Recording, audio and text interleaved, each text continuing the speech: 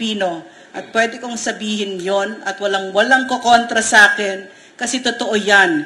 He was never part of the most corrupt budget in the entire country's history.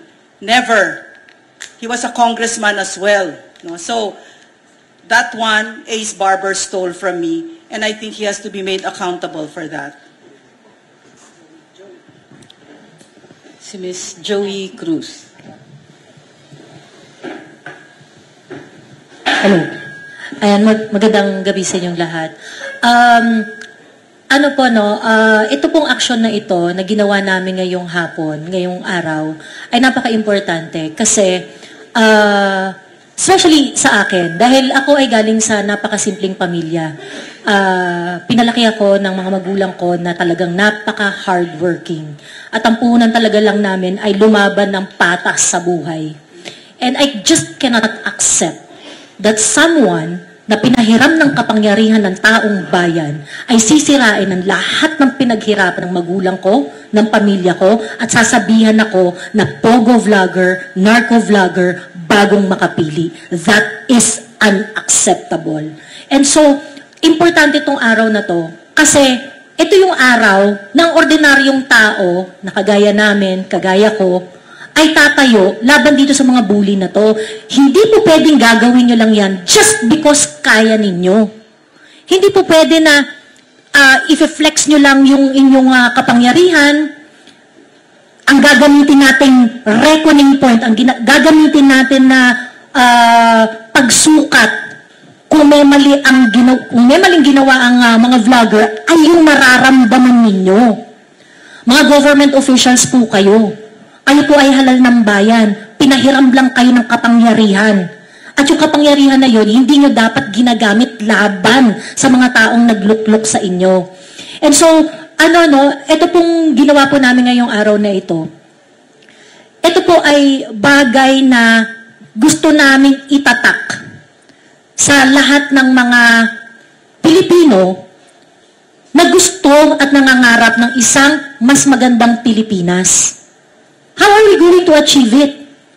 Sa pagtatama ng mali. At paano natin maitatama yung mali kung hindi natin masasabi iyon?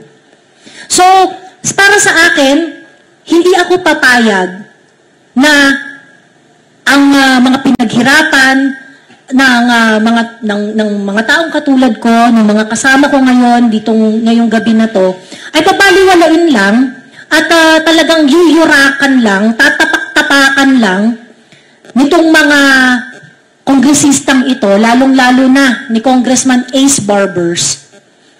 At walang habas na sasabihin sa lahat ng puntahan niyang media interviews na nilalabanan nila puno ang mga narco vloggers at saka mga pogo vloggers at eventually nga ang mga katauhan pala na yun, ang mga tinuturo pala nila na yun ay kami. Masakit po na matawag na ganon, lalo na sa isang tao na never akong na-involve sa drugs.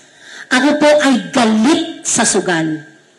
At pagkatapos, sasabihan ka ng ganon-ganon lang.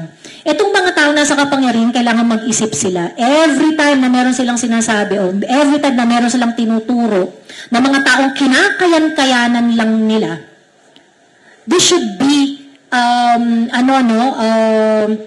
this should be an example to everyone na kailangan po natin na manindigan. Kasi kapag hahayaan natin na tapak-tapakan lang tayo nitong mga to, anong mangyayari sa atin? Anong mangyayari sa susunod na henerasyon? Anong mangyayari dun sa mga susunod na mga thinking youth natin? Hindi na lang nila sasabihin kung ano yung naiisip nila kasi baka mamaya ipatawag lang sila sa Kongreso. That is something that I cannot accept. So, yun po, no, ang ginawa po namin ngayong araw na ito ay para po sa, of course, para sa pag-restore ng aming reputasyon na winarak nitong mga tao sa Kongreso, especially yung mga tao dyan sa TRICOM.